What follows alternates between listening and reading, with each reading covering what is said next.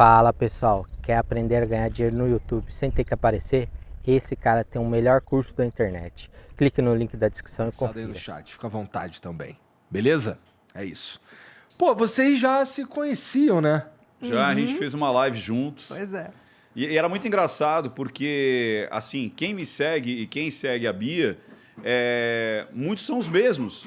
Aí o pessoal, você precisa falar com a Bia, você precisa falar com a Bia. Aí eu ia lá, o pessoal via, fala com o Ventura, fala com o Ventura. Exatamente. E aí a galera que juntou a gente, né? Foi bem legal. Interessante. E o que vocês falaram sobre o que nessa live aí que vocês fizeram juntos? Sobre tudo. Ele me perguntou uma opção de coisa e quando estava quase acabando, ele falou, não deu tempo de perguntar nada.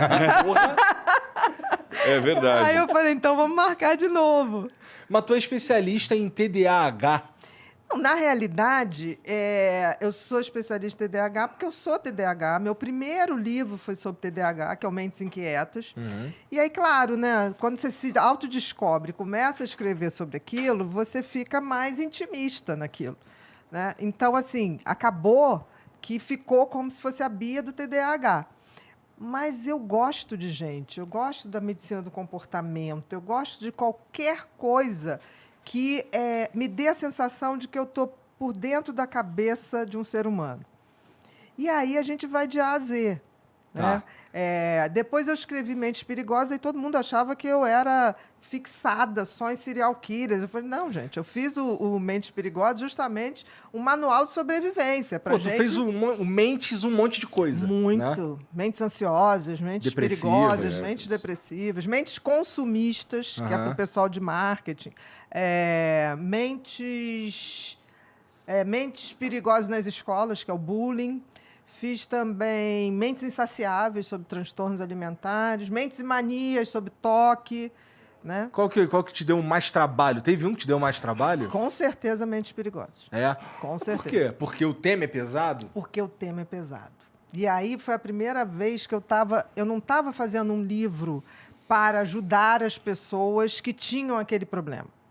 Eu estava fazendo um livro para instruir as pessoas para não cair na cilada de uma mente perigosa.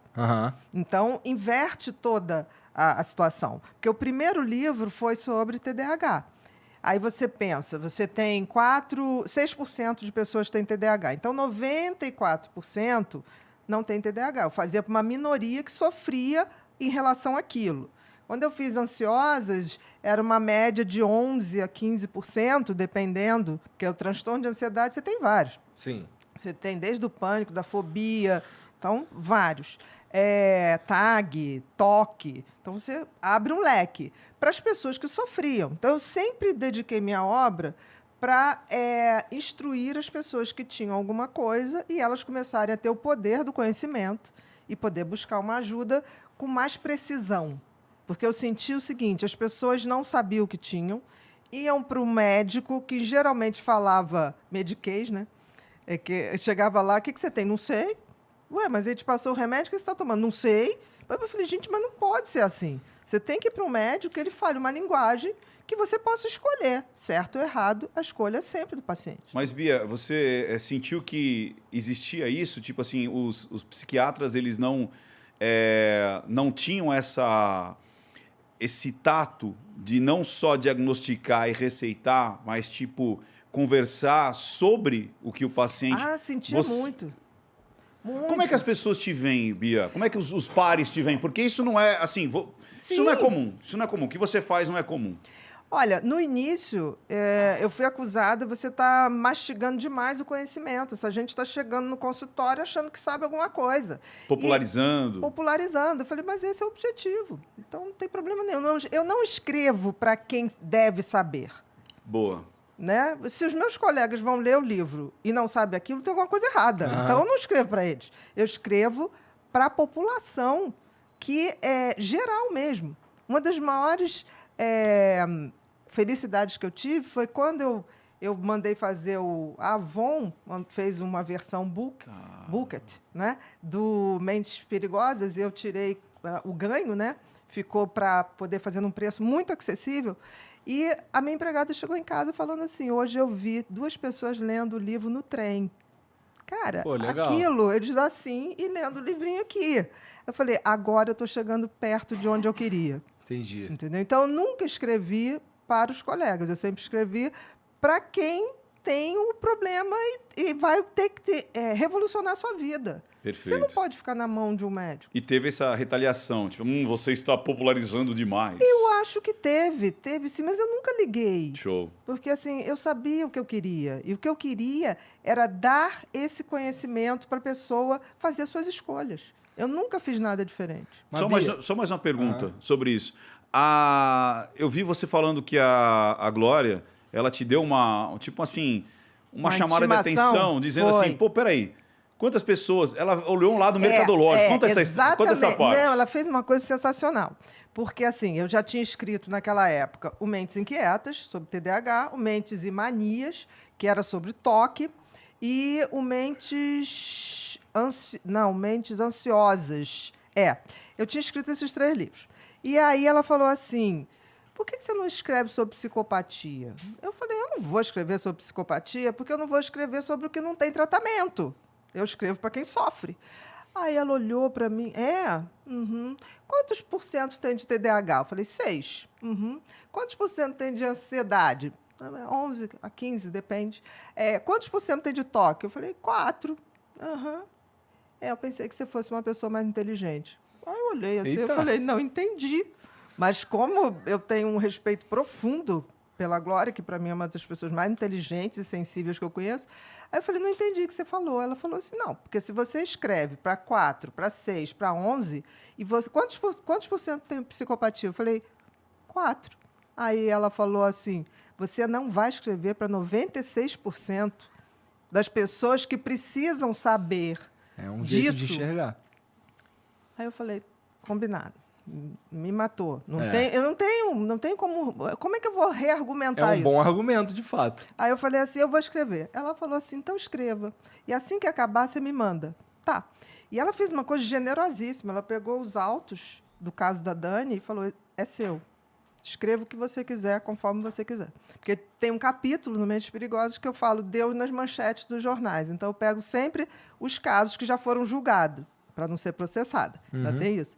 E aí, quando eu fui lendo o processo, falei, gente, nem eu sabia disso. Aí fui vendo as provas, né? Não é narrativa, ali é prova. E escrevi, tanto que é o caso mais detalhado. Eu chamei de o caso mais detalhado. Da Daniela Da Pérez. Daniele. Aí devolvi para ela, acabei o livro numa noite fria, assim, de julho. Me lembro que tinha uma festa junina perto. Aí acabei umas 3 horas da manhã. Falei, ai, sabe quando você fala assim, pare, né? Essa energia pesada. Eu falei, Eu acabei. queria escrever um livro para ter essa sensação. Cara, é sempre de parir. Né? Mas o Mentes Perigosas é parir muitos monstros, entendeu? Os outros, eu pari também, mas é diferente a sensação. É diferente totalmente. E É uma aí, sensação de se livrar, no caso do Mentes Perigosas? É tipo assim, eu tinha pesadelos escrevendo Mentes Perigosas, coisa que não acontece com os outros. E aí eu falei assim, tá aí, é o que eu tenho para dizer e vou esperar os cacetes, né? Porque os cacetes vieram. Porque aí, gente, tipo assim, não, mas o pobre coitado do pedófilo, ele foi abusado na infância. Eu falei, minha senhora, se tivesse sido abusado, todo mundo que foi abusado virasse pedófilo, a gente não saía mais na rua, entendeu? Todo marido traído fosse esquartejado, né, como aquele caso do Ioki, a gente não saía na rua, a gente saía na rua jogando uma perna para cá, um braço para lá. E aí, quando eu acabei, eu falei, quer saber de uma coisa? Eu vou mandar logo esse e-mail para a Glória. Aí peguei, e fui tomar banho, fui fazer um lanche, que eu queria dormir até. Aí eu só sei que tomei banho, fiz um chocolatinho quente. Aí, daqui a pouco, plim! Aí eu falei, olhei lá no e-mail, ela, recebi, vou ler a noite toda, amanhã a gente almoça no Antiquários. 12:00. Eu falei, meu Deus, eu tenho que dormir. Porra! E ela leu tudo. Tudo. Gente. Aí, quando eu cheguei no Antiquários, ela falou, você tem que publicar isso aqui. Eu falei, mas não tem editora. Você vai achar editora. Ninguém vai perder um livro desse. É a sua obra mais de cunho social que existe. Eu parei, olhei, e ela falou, você não notou que na sentença do juiz, no caso da Dani, e depois eu fui ver isso mesmo, ele descreve todas as características de um psicopata se referindo aos assassinos. Insensível, cruel, parará. Está ali. Ela falou assim, ele só não botou o nome porque ninguém tinha dado nome. Mas olha ali. E é verdade. Um psicopata, ele necessariamente apresenta esses traços ou ele pode ser um psicopata inócuo? Não, aí vamos lá, Igor. Psicopata não é doente mental. A palavra é ingrata, porque psico vem da mente. Pata, doente, né? Então seria doente mental, mas não é. O psicopata é bem diferente de todo o resto. O psicopata é aquela pessoa que nasce com o sistema límbico desconectado. O que significa isso? Ele não tem emoção, ele não tem empatia, ele não tem sentimento de culpa. É como se Parece fosse... uma combinação explosiva, assim. Principalmente a falta do sentimento de culpa, né? É, porque imagina, Total. você não tem o deitar no travesseiro e falar, putz, eu acho que o que eu fiz não foi legal. Não, vai sair pra comer um hambúrguer. Exatamente. Aconteceu agora. Aquele rapaz que matou o cara do jiu-jitsu. Aham. Sim! Descobriu-se. Você soube o que aconteceu? Descobriu que ele deu um tiro no cara, foi pra pra uma boate, outra casa foi pra uma noturna, outra casa, isso. ficou lá horas, gastou R$1,500, R$1.500, arrumou uma menina lá, foi pro motel, transou com a menina a noite inteira e depois foi pra casa. Como se nada tivesse acontecido. Eles são assim. É como se fosse uma inteligência artificial. O outro não representa nada para ele. O outro é um objeto de uso que ele sempre vai usar para ter status, poder ou diversão. E se puder juntar isso tudo, melhor ainda. Não necessariamente os três de uma vez, mas ele vai querer isso. Então, psicopatia, se você for resumir, é incapacidade de amar. Tá. É de se importar com o outro. Total. Mas esse cara, ele pode só ser um cara que fica no quarto a vida dele inteira. Ele não necessariamente se torna um assassino. Não. O psicopata, ele tem leve, moderado e grave. Tá. Por exemplo, estelionatário do Tinder. Vamos lá. Ou estelionatário, qualquer. Você acha que ele não é um psicopata? Não sei. O golpista do Tinder, O você chegou a golpista. ver? Não vi. Que ele o usava filme. as moças e... Não, eu sei qual é da história e tudo Então, mais. o que acontece? O que ele faz com todas as mulheres? Ele usa, abusa e joga fora. É isso aí. E uma Isso bancando é a outra ainda. psicopatia. Né? Exatamente, um bancando o outro. Conta as histórias tristes, porque todo psicopata conta uma história triste. Né? Tipo assim, ele foi abandonado, a ex-mulher roubou e tudo mentira. E o que a gente faz quando a gente sente pena de alguém? Fica vulnerável. Quando você abre a porta da pena, você já fica, ai, coitado, vou dar uma ajuda, vou fazer isso, vou fazer aquilo.